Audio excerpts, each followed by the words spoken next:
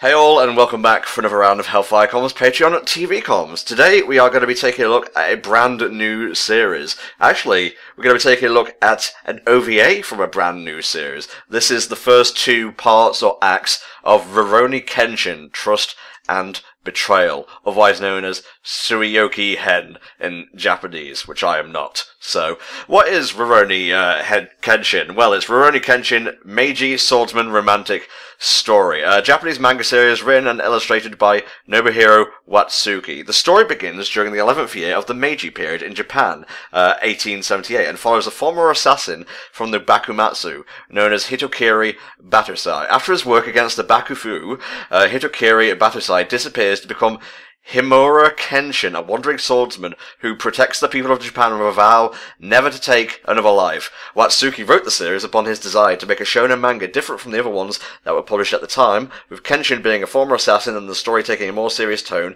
as it continued. The manga revolves around themes of atonement, peace, and romance. Do you have any experience with this series, Volt? It's one of those series that I saw clips of occasionally whilst flicking through Toonami, but apart from that, I haven't actually sat down and watched an episode in full. Well, I guess we are going to get our fill of it now. This is how we do these commentary, guys. We'll count you down to the first video, Act 1, The Man of the Slashing Sword, here. And when we're done, we'll ask you to close the video and load up the next one, Act 2, in this case. And we'll discuss the first one, and then we'll count you down to the second one, and so forth. So, yeah, here we go. Act 1 of Ruroni Kenshin, Trust and Betrayal, The Man of the Slashing Sword, in 3, 2, 1.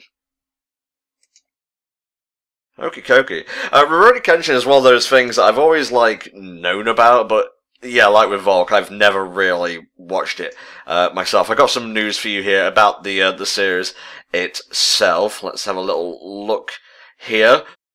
There were two studios that worked on this. Studio Gallop worked on episodes 1 to 66, and Studio Dean worked on episodes 67 to 95. And what did Studio Gallop do? Let's have a look here. Anything I recognise?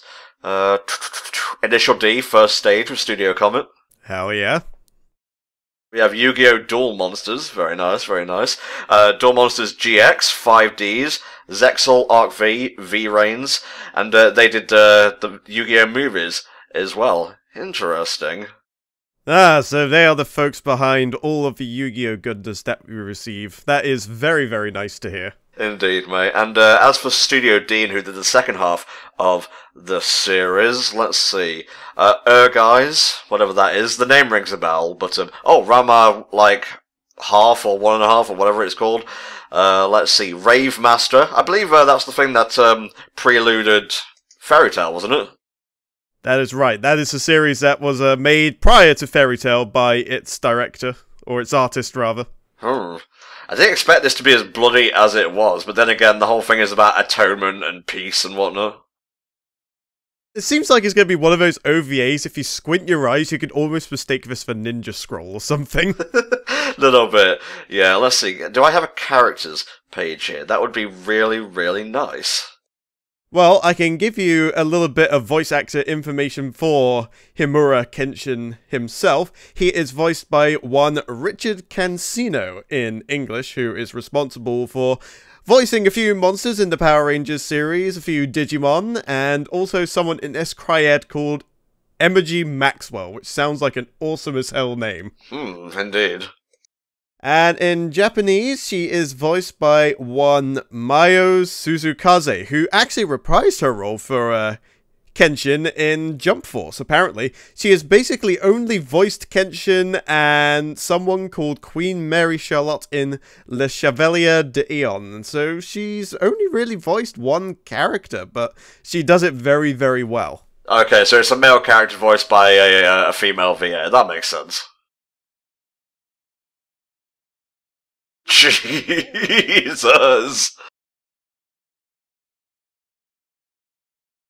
Am I watching the prologue of a fucking Fatal Frame game here? Is she gonna come back as a vengeful spirit?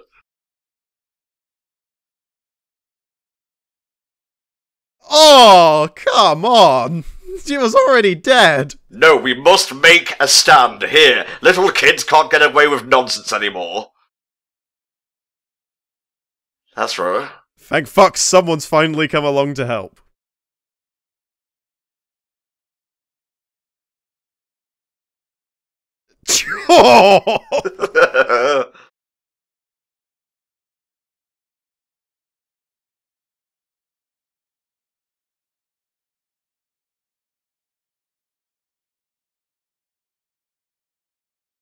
Not gonna lie, this is kind of awesome so far. It's not bad. Let's see, what is Trust and Betrayal about? Let's see if I can find it. It chronicles the story of Ruroni Kenshin as the Hitokiri Batusai during the final years of the Bakumatsu era, while also revealing the origins of his cross-shaped scar and exploring his relationship with a woman named Yukishiro Tomo.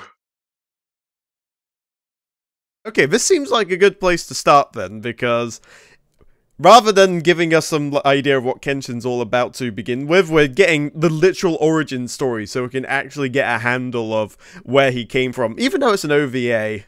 So I'm actually quite happy that we're actually doing it this way around for a change. Yeah, honestly, if I went into RK without this kind of like backing, I probably would have been a bit more lost than I usually am with new series that we cover. Also, it seems like the OVA just went ham on the violence on this one. I suppose for a actual TV running series, they couldn't have gotten away with this. It was like what I was saying about OVAs during Love Live. There are just some occasions where a series is just allowed to be more visceral and violent and generally has all the safety gloves taken off of it.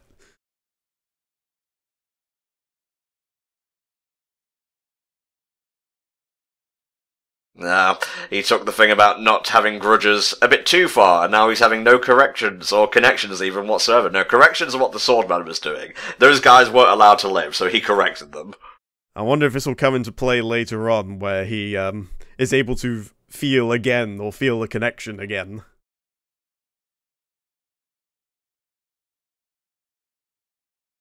But, you know, he's taking it a lot better than most his age would have. I mean, as good as you can do, I suppose.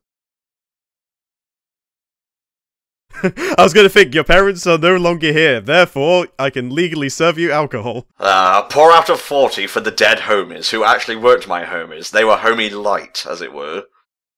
Whether you know them or not, if they died in a horrible way, they deserve at least one cold one with the boys. Indeed, indeed. I'm going to take a wild stab in the dark and say the kid is Kenshin, by the way, because I'm looking at his profile pic here, and he may not have the scar, but it's very clearly him. I would absolutely assume so, and if not, well, we'll probably be proven wrong a little later on down the line. But I'm more interested in the tall, imposing chap over there who / avenged him and saved him. The swordman is Hiko Seijuri. Let's see. I'm going to take a look at the characters over here. Ah, thank you God, a character page. Ah, so he was previously known as Himura Shinta, but took on the surname Kenshin, and now this man over here is going to teach him everything he knows. Alright, Hiko Seijuro, the 13th and current master of the 300-year-old Hiten Mitsurugi Ryu and Kenshin's swordsmanship instructor, who now works as a potter under the alias Neitsu Kakuonshin. His imposing looks, unrivaled fighting prowess, and inflated ego are trademarks of his character. Yeah, then it just goes on to tell you about what we just saw. Here, he's voiced by Suichi Ikeda in Japanese, and Richard Epcar in the Media Blasters anime. Oh, that Richard Epcar. Funny though, in Trust and Betrayal that we're watching here, he's actually voiced by Joe York. I suppose maybe they had to get a different voice actor for that one or something along those lines. Maybe there was a contract thing of the sort, or maybe he was doing other things elsewhere. Richard Epcar, rather, is a very, very popular bloke in voice acting circles.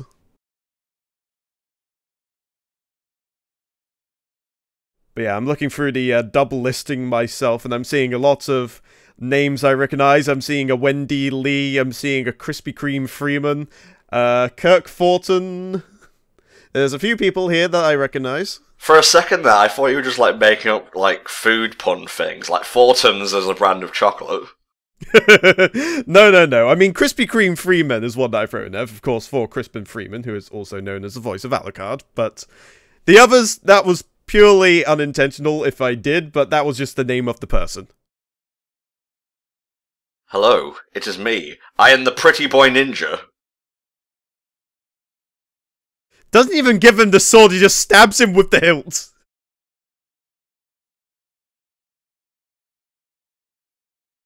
Nope. You thought you could block with your face, but it was not to be. I'm gonna block it with my skull! Oh wait, this turned out horribly.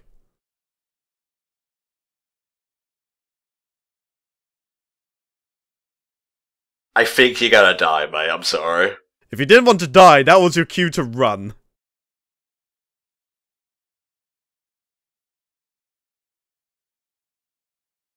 No, again, mate, I'm sorry, but you're very clearly dying here. The flashing lights, the blood, it all leads to the fact that you are about to die. Horribly.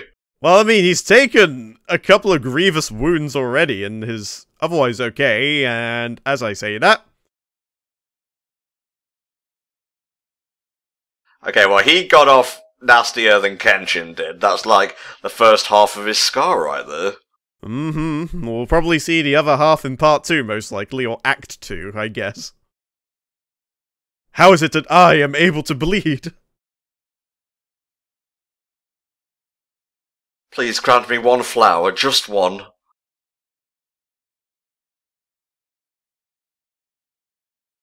Aww. Please give me one tomato.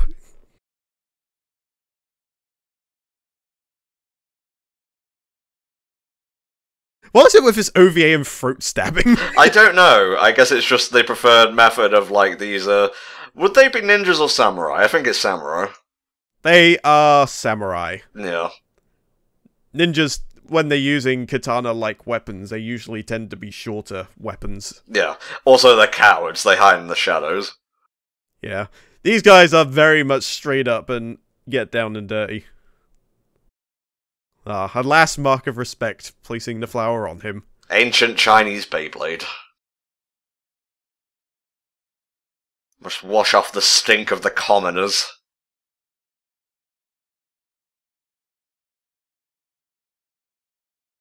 I'm liking the overall atmosphere of this as well so far. Yeah, it's a little bit bleak, but not like overbearingly, so it's got a nice mix of like current events and flashbacks as well.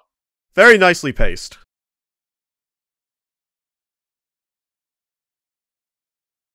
I'm not sure what it is with anime and being able to show a particularly sharp blade by having like the wiggly bits in between the lighter and the darker shade on the actual sword. It's something I noticed in One Piece as well when Ruroni Zoro was going shopping. He'd pick out all these different swords. Wiggly bits, Volk. Yeah, wavy line. Okay, maybe that's the better technical term to go on. But you know me by now. I like my wiggly bits. I like my spiky bits. Okay. I'm just a very unusual man. Let's just put it that way. Fair dues, man.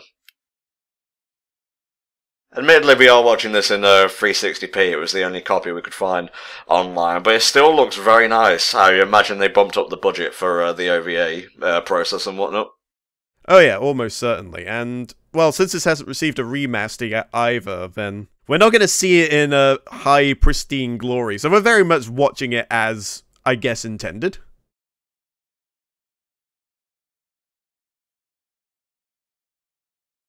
So I get the feeling we're probably not going to see a lot of the characters that you would perhaps be used to seeing in the series, at least not until later on, but I would wager that we're probably going to see maybe a Kaoru Kamiya, because she seems like the female lead, so maybe we'll see her at some point, but I don't know, this seems very much like a Kenshin-only ordeal.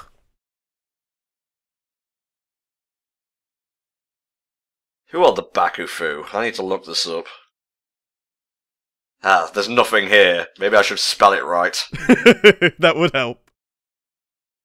I'll settle for what is the Bakumatsu period. A compound word, translatable as the end or matsu of the military government or Baku, which abbreviates Bakufu, in turn literally meaning tent government, refers to the final years of the Edo period, when the Tokugawa shogunate ended. Between 1853 and 1867, Japan ended its I'll take a run-up for this word. Isolationist, I'm sorry, I pronounce everything with a H, foreign policy, known as Sakoku, and changed from a feudal Tokugawa shogunate to the pre-modern empire of the Meiji movement. The major ideological political divide during this period was between the pro-imperial nationalists called Isshin Shishi and the shogunate forces, which included the elite Shinsengumi swordsmen.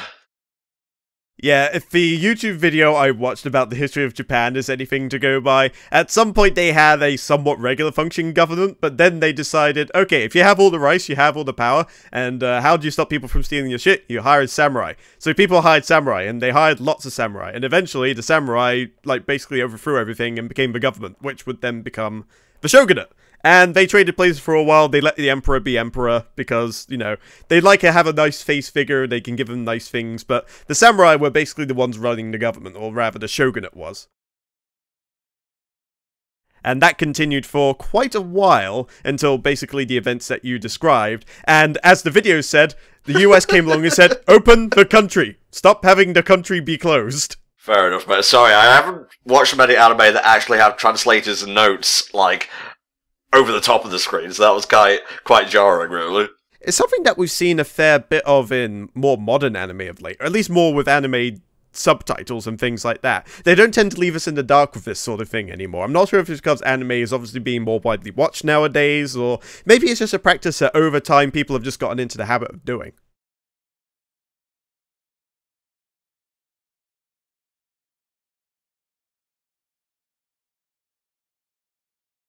Well, I'm fine with that. I got my sword, I have my ponytail, I have my little wooden flip-flops. It's all I need, really. Yeah, as long as I got a banging sword, I can basically get whatever I need in life. Alright, let's see. Oh, yeah. After years of training, Kenshin leaves his master following an argument, convinced that the only way to hold the Hiten Mitsurugi's pledge to help the weak and innocent is to join the revolution poised to upend the Tokugawa shogunate.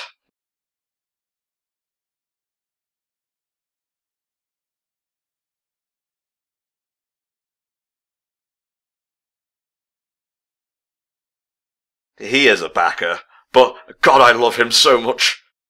Yeah, I mean, props to him for wanting to live by his own principles. So that's it, after so many years of sword practice and whatnot, so long, goodbye. I don't recall saying goodbye. You were an average apprentice. It's okay, he makes me look cool. It's like, I know. I'm working on my look here. Just give me a couple of more acts, and I will be the man who would serve as an icon for samurai anime everywhere.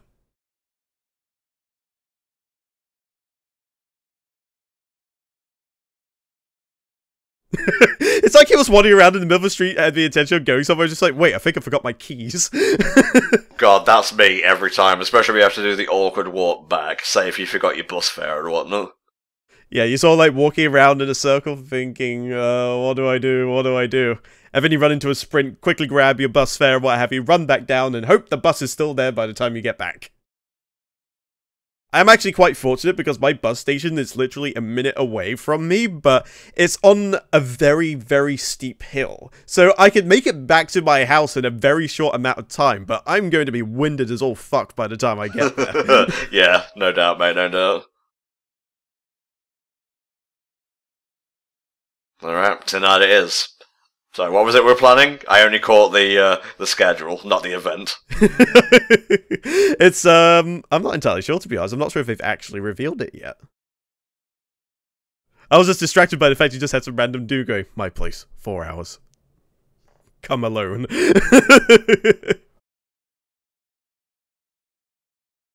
So who's the mysterious lass, I wonder? She looks very familiar here. Let's see. Exploring his relationship with a woman named Yukishiro Tomo. Ah, okay. I don't think I see her listed anywhere in the series voice acting credits, unless it's right near the bottom.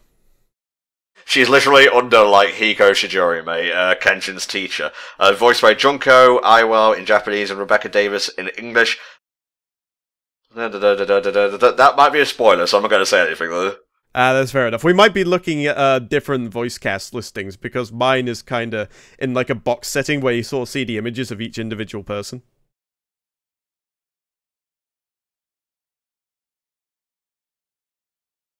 It's just like, let us enjoy some alcohol together. But what would my parents think? Dude, are you serious right now? That's why he looked up at the stars. He wanted their blessing. Can I drink just this one time? All the other kids get one opportunity and they're underage. Well, those kids have parents, so...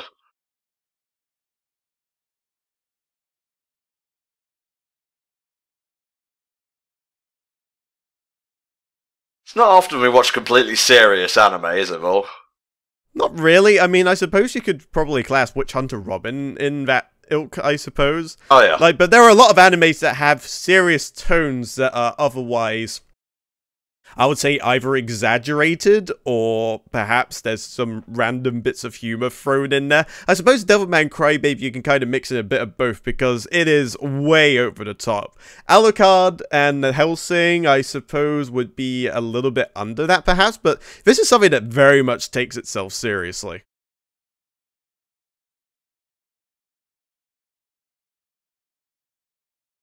Imagine you just punch someone in the face and they had a bruise there forever because that person hated you so much. You have to change your name to Fistprint, and you have to find a guy who punched you just like, you punched me in the face, prepare to die. Could you at least do it on the other side so it's symmetrical, you know? What, so you have like scar sideburns going on? Is that what you're going for? Well, you'd have to punch really hard to give someone a scar instead of a bruise, mate. Oh yeah, I suppose if you're going off that regard, you're correct.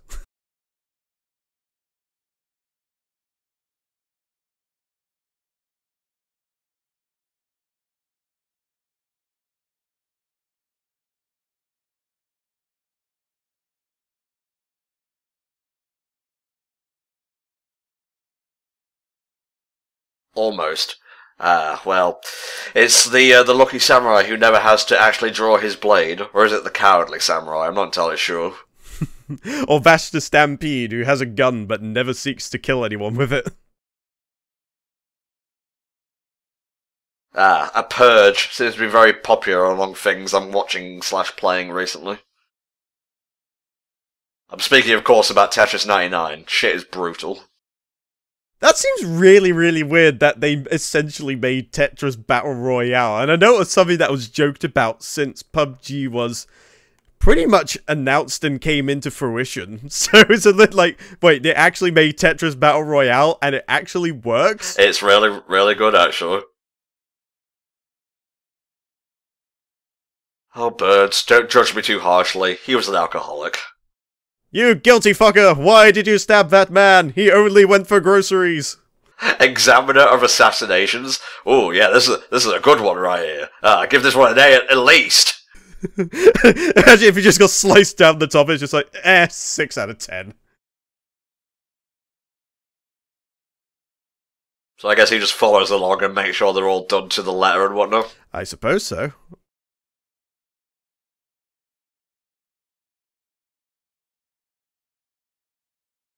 Well, I mean, I understand the whole using your sword to create a world of peace, but if you carry on using that sword all willy-nilly, then eventually there's going to be no one to experience that peace.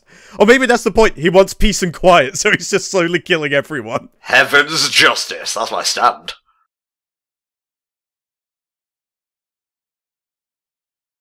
I will kill to stop the killing. Yep, that's why he takes up a wooden blade, later, Volk.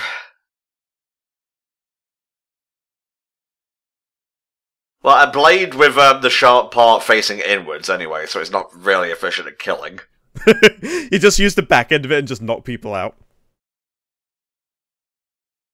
Although I think with a samurai sword, that's a good way to break it very, very easily.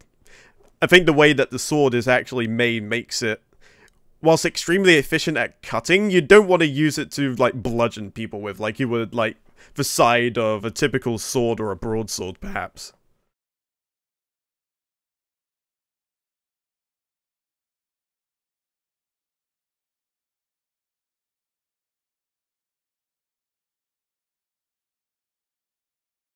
I will play banging tunes. Ah, yes. Such is the life of an ex-samurai guy.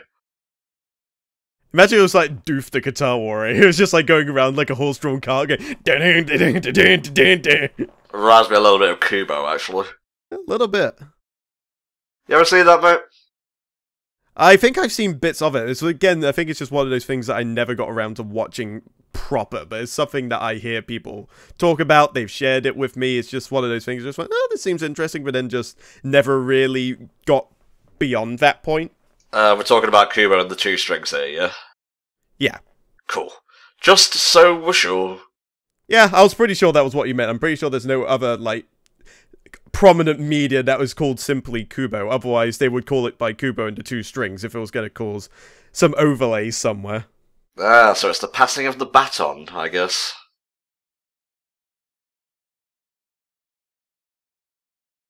Finally, some peace and quiet to play my little thingy. Oh, I'm sad! Oh, he's dying. What kind of thing is that to say? If I sleep late, I'll miss the rest of my life. Therefore, I'm going to pull the most banging all-nighter possible. If my last sleep will claim me, then I just won't sleep at all.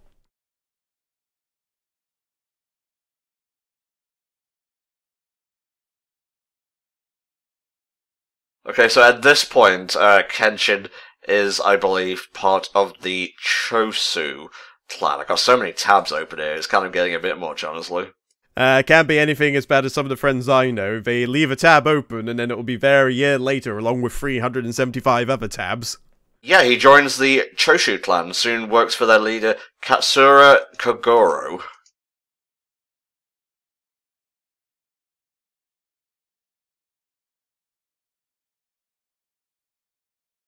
Damn, girl, she down to drink. Hell yeah. How'd that fan work? Might be an umbrella, I'm sorry.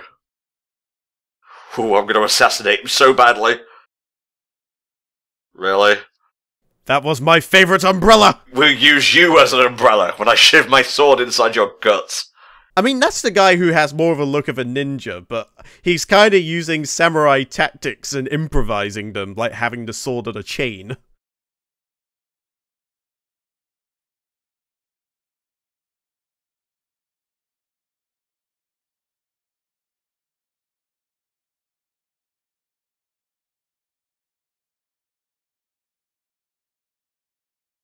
I mean, sometimes things have to burn, so new things can rise from the ashes. Ooh, that was a bit philosophical, Tom. I like that. Well, we have our moments.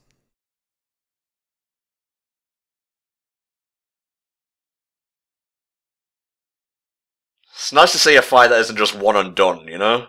Yeah, I mean, samurais, I appreciate their swiftness and their elegance, but sometimes I like something more of a prolonged fare.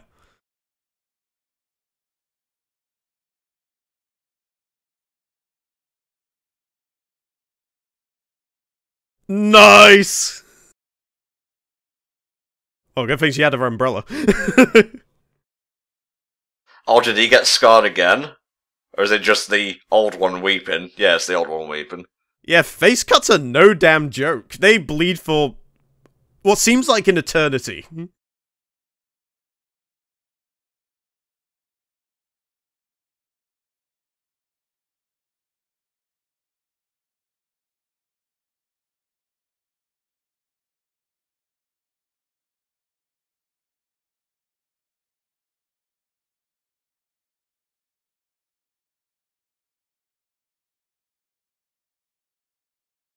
I guess he wasn't expecting to have anyone witness an assassination.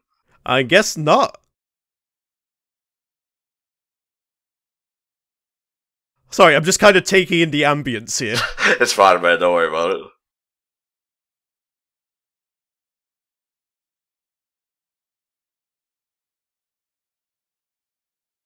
That was pretty good. That was a pretty posh way of ending a near half hour of blood and slaughter, mate. Oh, I say, that was quite the one. Oh yes, I say, a jolly good show. But no, really, that was actually very good. I loved how well it was paced, in spite the fact that it seems to be one of those shows that may seem like it would benefit from the slower pacing, but they had plenty of action in between, even if it was fairly quick. Just the flash of the blade, the slice of a gut, the falling of a man, the blood pooling beneath him. Indeed, indeed. Let's see here. Alright, yes, sorry, I was just checking to see if the video I had was the right one, because for some reason it said Act 1 again, but it's a filthy liar. Filthy, filthy liar. Are you ready for Act 2 of Ruroni Kenshin, mate? I am good to go. Let's see where this goes next. Oh, what the hell is this one called? Ah, The Lost Cat. Not as dramatic, but I'll take it. Here we go. Act 2 of Ruroni Kenshin, Trust and Betrayal, in 3, 2, 1. Here we go. If there's one fact I've learned about life, is that cats can make anything better. No, she saw me. My precious career, my reputation. My anonymity. The one thing I treasure most. It's like, shit, now I have to change my username. Now, this is something I was actually curious about when the first part was ending. It just seemed like, was he planning on killing her, or is he just going to stare at her? I think he was just a little bit shocked, flustered, Twitter-pated at being found out. Well, I suppose as well that he did almost get outed by an assassin, so I suppose maybe he was just on edge. It's the white plum. A little bit of strawberry to go with it now.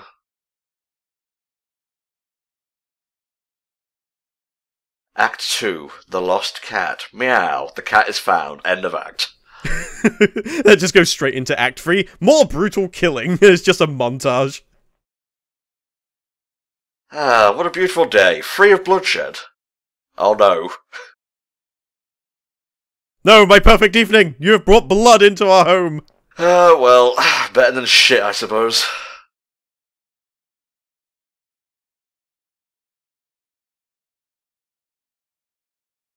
We can sleep on the floor here, that's fine.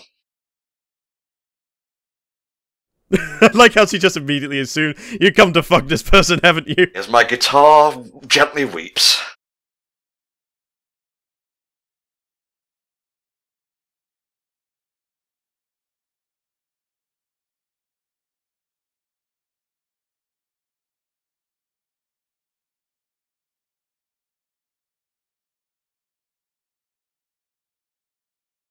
She is prepared. I'm now going to kill you in your sleep. No, don't do it! Oh, it was but a dream. It's like, here's what life could be like if you decide to kill that woman. It's about the same, really.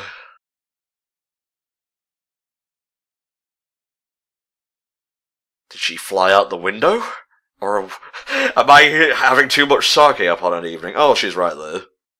I was thinking maybe it's like that situation I had once at work when I went to use the loo before I left for my shift, and then they closed down the store and didn't even bother to check if I had signed myself out or not. Jesus. That was a bit of an awkward conversation to have. I had to set off all the alarms for, like, breaking in, apparently. Tell the people up in security, they kind of locked me out of the building and the alarms are going off, you may need to call the manager back. Lord. Well, it wasn't my fault. I mean, if he had checked to see if I had signed out, he wouldn't have been in this mess. Fair dues, mate. You ever just want a big pot of rice? Oh, hell yeah. I could easily eat bowls upon bowls of the stuff from time to time. Sometimes it just ends up tasting a bit too plain and I just don't want to, but once the rice demons get you, there's no turning back. It's a bit like pasta in that regard. Sometimes you just have heaps upon heaps of pasta. Rice is very much the same for me.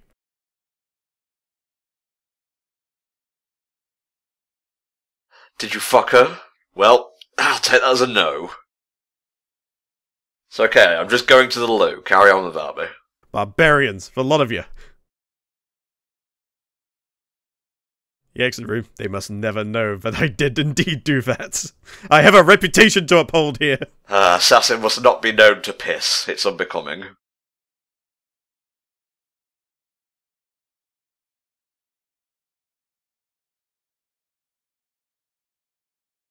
Well, it's funny you say that. Oh, she's the lost cat.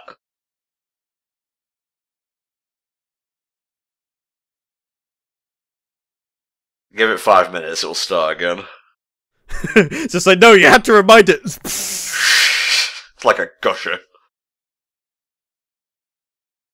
But no, they had something very similar happen in an episode of Bucky at one point, where one of the guys got assassinated, and he got cut across the cheek in a very similar way, and that thing bled probably just as much, to the point where he also had to use a rag to keep it there. So I get the feeling that is a constant, and that must be how a cheek cut do. It just bleeds forever.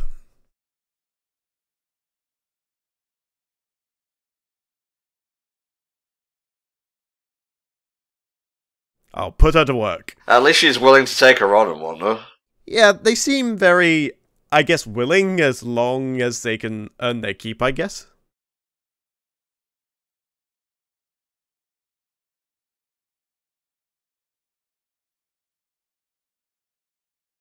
For instance, I once played an inferior copy of Sonic 3 and Knuckles. I'll never live it down.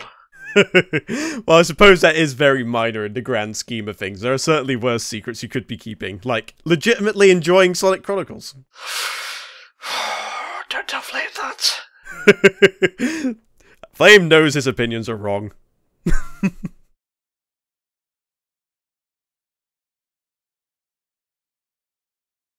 Just gonna stalk her with my eyes. Well, they seem to live a somewhat peaceful life, considering all the bloodshed we've been experiencing so far. It's not all constant turmoil and imminent peril.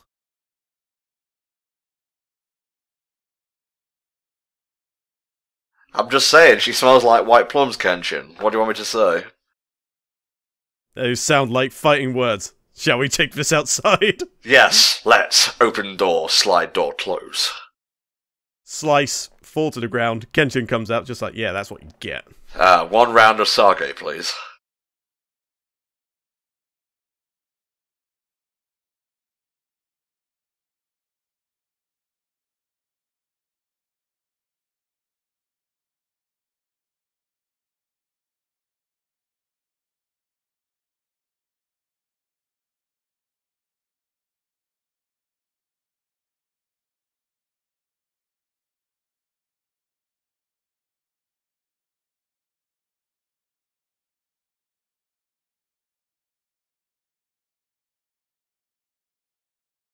Who is the traitor? Is it Matsuhiki Traitorado? No, it's Adachi Toru.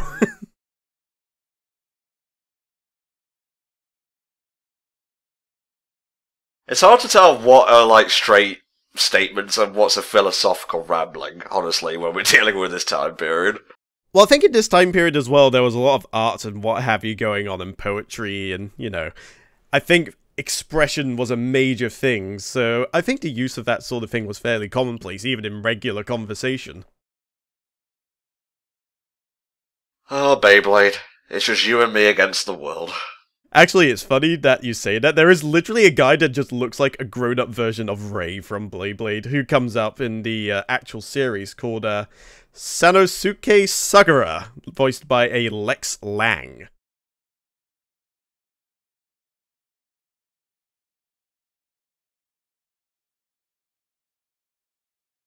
They seem very much into their flower arrangement in this era. I'm not sure if they discovered the bonsai tree at this point yet or not, but that was probably a very major thing as well. But maybe they were just more into the flowery side of things, considering they're talking about the white plums and the pomegranates. Let's have a look here. Bonsai tree. I'm gonna see when it came about. Can't exactly see a thing here. Early versions. I'm seeing the date 1309. Oh, that was way, way, way, way back then. It's probably something they just assume that some people do. They don't need to point it out or anything. My parents actually invested in a bonsai tree fairly recently. I've been watching that thing develop into a monstrosity. A very interesting use of the word invested. Are you expecting it to pay off at some point? No, it's just when you take care of a bonsai tree, it's almost like a commitment, like looking after a pet. You're constantly preening at it and, you know, adjusting things to make sure that it grows in exactly the way that you want it to. Like, sometimes you'll have... I can't exactly remember how bonsai trees are constantly coaxed into doing whatever, but they'll do things like make sure the bark of the actual tree grows in a very specific way and that all the foliage grows in a very specific manner. It's a very big labor of love, and I guess the payoff is that you have a very nice looking bonsai tree that people will compliment you on.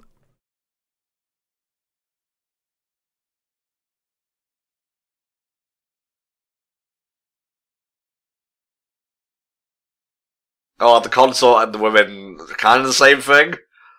I don't know, I think a consort is another word for a lady of the night, so I suppose on one occasion you're paying one, the other occasion it's done out of love. Yeah, I suppose so.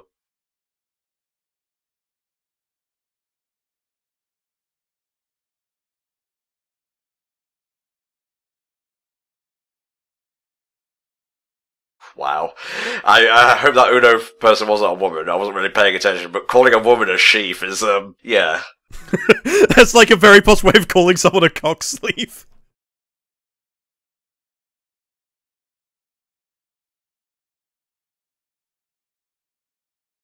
Oh, looks like we got some action again. Oh, yep, there's murder.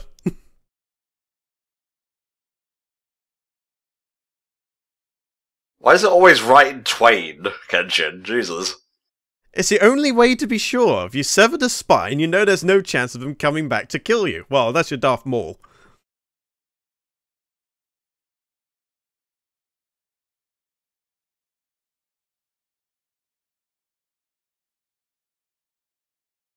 Who could be powerful enough to cut a sword in two?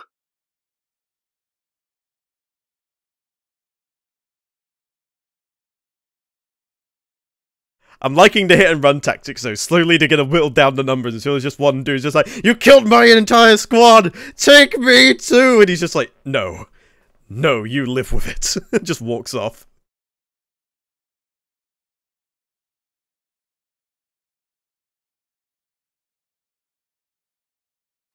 I can hear you playing with your Beyblade in the other room. It's kind of loud, rattling upon the floor.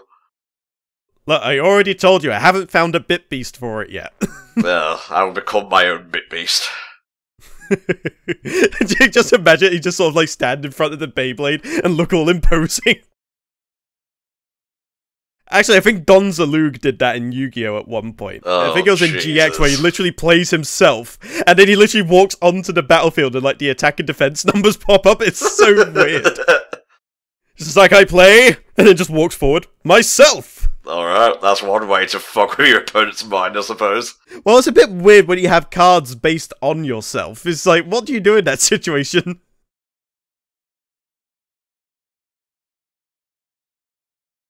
We must wait for the traitor to expose themselves. That's how these things usually work. It's like, can my cheek just stop fucking bleeding for 5 fucking minutes, please? I mean, the humid temperatures and the constant rain aren't really helping. No. You can't coagulate a wound in those environments.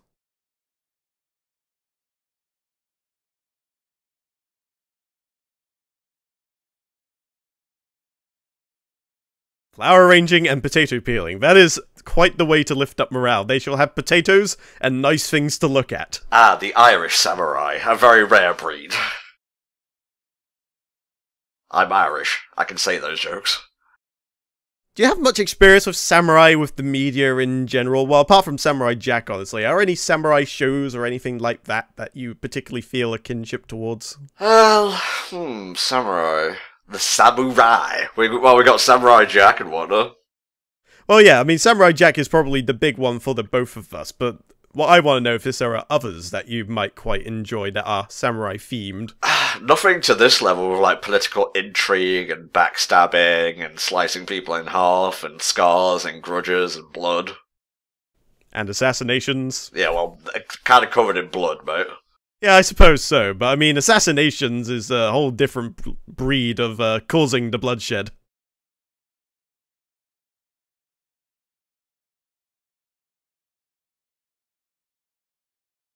I will lick the wound to heal it.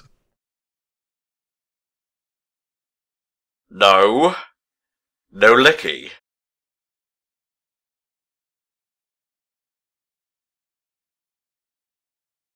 That extreme? Yeah, you were kind of triggered by PTSD there, it's fine. Or was it my samurai instinct? Probably a mix of both, to be honest with you.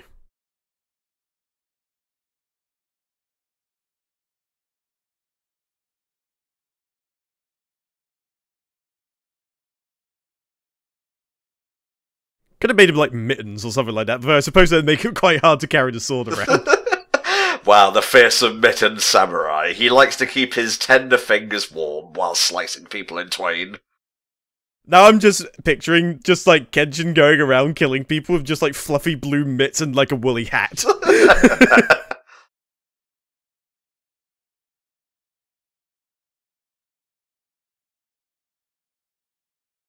I vow, I will enter the Beyblade tournament.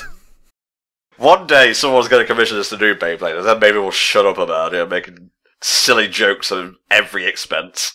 Yeah, basically anything with a spinning top of any vague description at this point, we have referenced it at one point or another.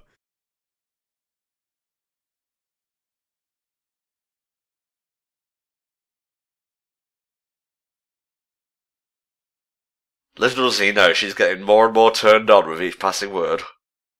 Are you implying that she is a hemophile? If that means a lover of blood, then yes.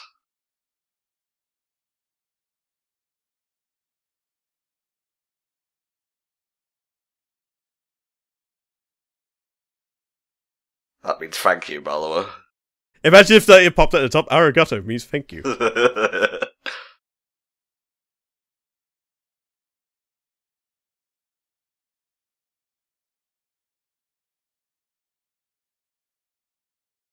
Keep an eye on you. I'm looking out for traitors. So I wonder if this is what he's been doing in his free time, just sort of bringing everyone in for a one-to-one interview in order to try and root out the traitor. Possibly, although I don't know why he would suspect Tomo if that's the case. Well, I mean, she was basically brought in from the outside after collapsing. I mean, it could very well have been something that was planned, so maybe that is cause enough for alarm, or maybe he's just being careful. Possibly. Either that or he's just having a one-to-one with her.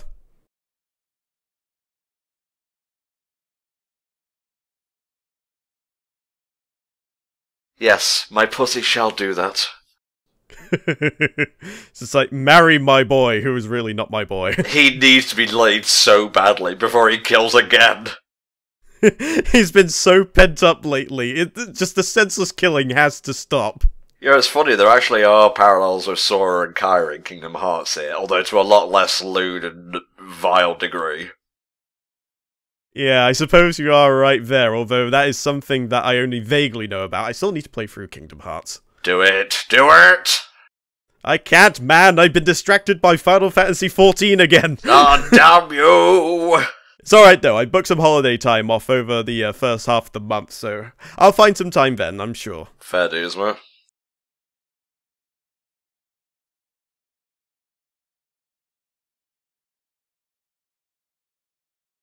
So this is the opposing force here, the ones that Kenshin and whatnot are fighting against. I'm gonna be honest, I'm losing track of who's who here. I mean, Kenshin and Tomo, I get them. Yeah, the rest seem kind of just around, don't you agree? Well, I suppose it's more that we're trying not to get attached because we don't know when they're just gonna get killed. I think that might be more what it is, just like, do I need to remember this character or is he gonna, like, die within the next 5 minutes?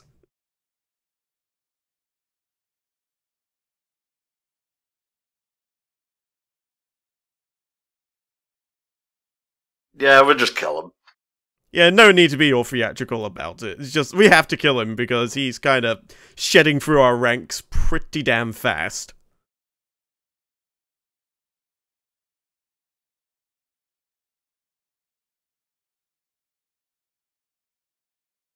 Oh, I'm getting flashbacks to the first Mortal Kombat when Raiden comes along. It's just like wearing a basket. It's just like, yeah, boy. It could also be the one from Rising where he's wearing the sombrero. Oh god, why? Adios, amigos. You gotta get the fuck out of here. I love the fact that his hat gets constantly brought up. In Mortal Kombat X, actually, Johnny Cage is like, $50 says I win. And Raiden's like, I do not wager money. And then Johnny Cage just goes, I get to wear your hat. Okay. Everyone wants to wear the basket.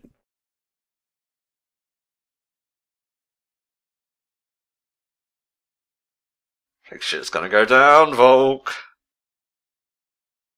Everyone's putting the plans into motion. This is apparently going to be the final confrontation. Hopefully this means lots of sword fighting. Yes. I like action. Unga bunga, words do nothing for me. Unga bunga must have stabby stab. We are so basic, but yeah, you get what you pay for, I suppose. Well, I think it's just something that I've been thinking about it a lot lately and how more shows are action driven, and I can't help but wonder if that's just because obviously animation's gotten cheaper to do and maybe budgets have gone slightly higher, that maybe like they don't do a lot of action because action is expensive. Yeah, very much, especially in Western animation and whatnot. So I think with something like this, I suppose in OVA it doesn't matter, you can just go ham all you like, but in an actual series you tend to, I guess, space out your actions so that you're not blowing it all in one particular fight or whatever, unless it's something particularly special and the show itself is already successful.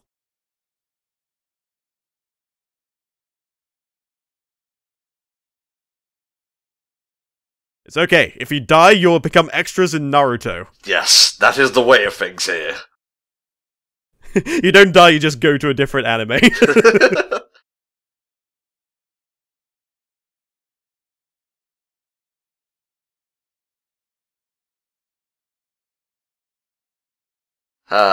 Do you love that sake? Nope, still not running or anything. Imagine if people are just dying in the background and he's just completely ignoring it. Are you going to do anything about that? It's like, well, no, I'm enjoying my sake here. Ah, my leg! Bit more. Top you up. I don't think about it. If I remind myself, then it's bleeding again. These wounds, they will not heal.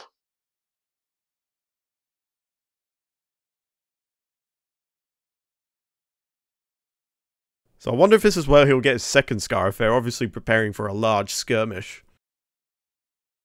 And if this one's just healed, it's the perfect time to give him a fresh one.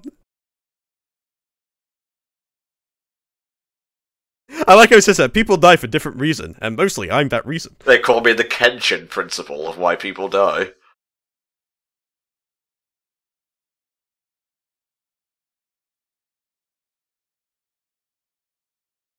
Yeah, can't get attached to targets and whatnot. I'm doing this for the greater good. The greater good. Shut it in Japanese. Well, at least he isn't doing it for the money.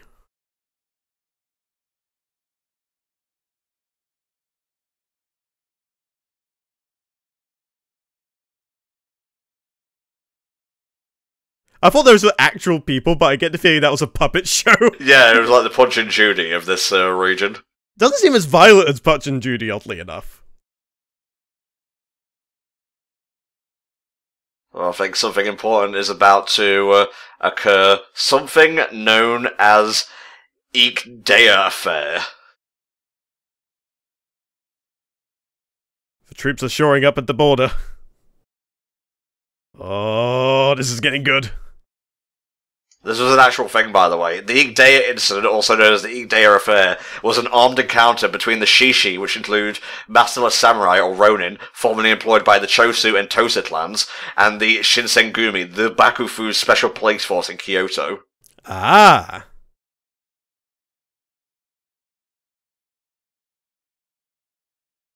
Very nice use of lighting. Very much so.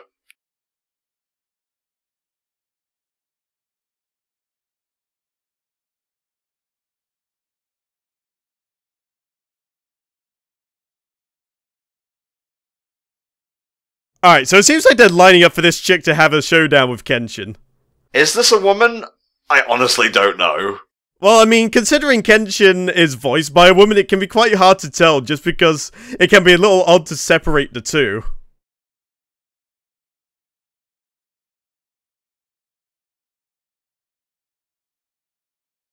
Look, this is not a good time to be thirsty. Ah, yes, let us mate in front of them and throw them completely off guard.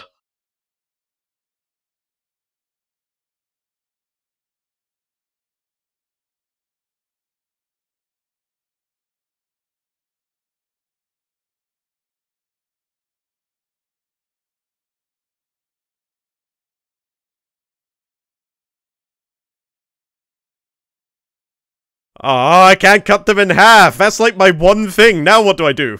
My teacher didn't prepare me for this.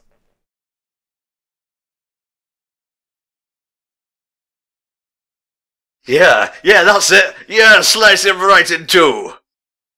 Oh yeah, I suppose if they're wearing chainmail, that doesn't stop your throat from being sliced to pieces still. Yeah, just go through the throat.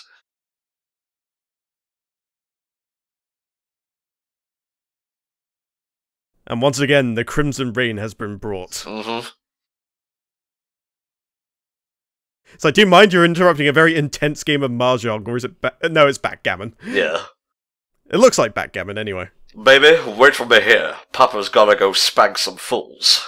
And no cheating while I'm gone. I remember where all my pieces are.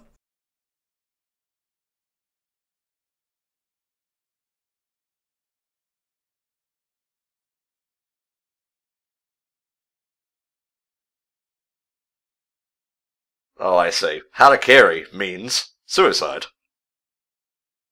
Yes, I knew. The only reason I know what Harikiri is because of... I can't remember if it was Mortal Kombat Deception or Deadly Alliance, where they had, like, all those ridiculous self-owns or self-fatalities. It was a very interesting time for Mortal Kombat. Hey, here's a finishing move. How about I just jump up and then land on my head, breaking my own neck?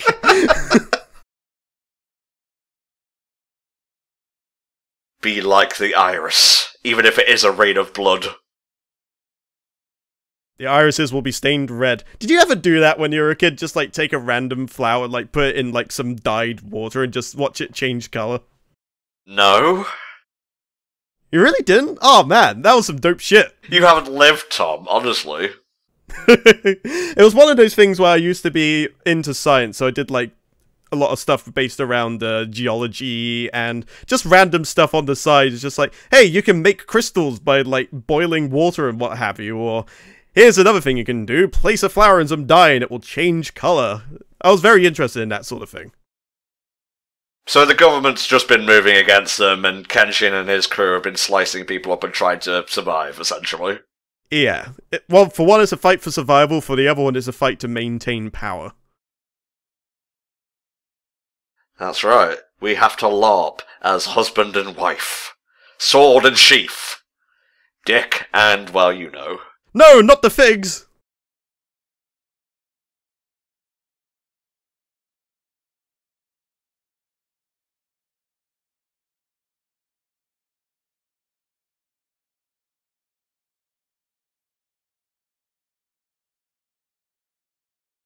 What illness do you have exactly? Well, maybe it's just the common cold and they haven't worked out how to cure it yet. Yeah.